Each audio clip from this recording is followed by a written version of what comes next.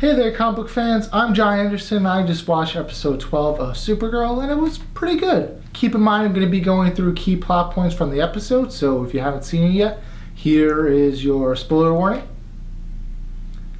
And there goes. Now, one of the main standouts from this episode, which may surprise you, was Win. Now, they handled Win really well in this episode. He's back on the team working with Kara and Jimmy, and it's not that weird with Kara anymore because he kind of like accepts his relationship status with her. And I assumed right off the bat they're like, oh, because Kara's dating Adam now, that there's going to be some tension there. But they kind of flipped that and made Jimmy the one who's kind of like a little butthurt that Kara's dating Adam. And Win even has like a great scene with Jimmy where they're like drinking. And he's like, listen, you could have Kara whenever you want. Just say the word. And he's like, why don't you pursue it?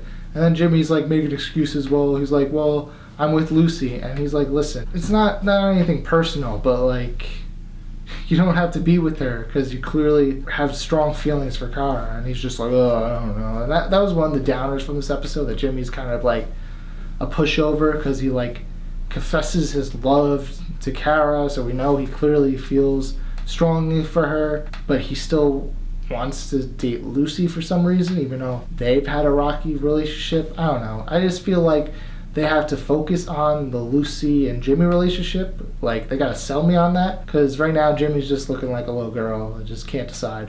Now, the episode's clearly called Bizarro, and I was surprised how much I liked Bizarro in this episode, because Bizarro in the comics is like typically this brute opposite Superman, Supergirl, not really bright, just kind of like destroy everything, because that's the opposite of Superman, who like wants to save everybody. So Bizarro wants to destroy everything, and they gave a lot of humanity to this Bizarro, that like it recognized that Kara does good things and it shouldn't really want to destroy her, and she's not evil, and Maxwell's got to like convince her like, hey, she's actually really bad, like go back and fight her.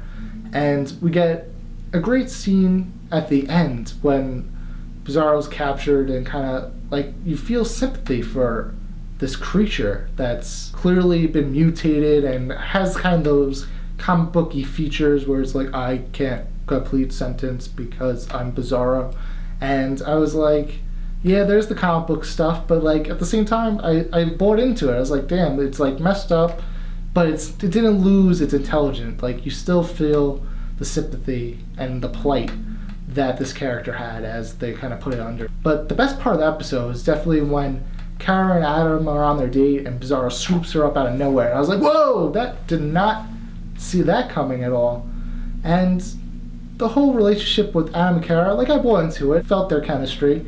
And I was a little disappointed that they're not going to pursue it. And it's kind of similar to what we see on The Flash with Patty and Barry and the Sam Raimi complex, that like, I'm a superhero and we can't really pursue each other. And we kind of see that a little bit in this episode, not to the same extreme, but basically Kara's just like, oh, this isn't going to work, like too much stuff isn't working, and he leaves. And then that kind of destroys the element that we had with Cat Grant, who was like really nice and really happy because Kara was dating her son and things were going well for her. And it was cool to see that side of Kat, because again, like in the beginning of the season, Kat was very one-note, as just this bitchy boss that nobody likes. But they keep giving her little quirks that's like, hey, look, she could be nice if she wanted to. So they continue to develop her character, which I really like. So the end of the episode, like most, ends on a cliffhanger. We have Parasite, I'm assuming, that very reminiscent of the face hugger from Alien, and some stuff's going to go down with that. We'll wait to see. And we also had Maxwell Lord is captured. We'll see what the repercussions of that are, but a lot of stuff going on for next episode. So that's my thoughts on episode 12. If you guys like this video, be sure to share and subscribe.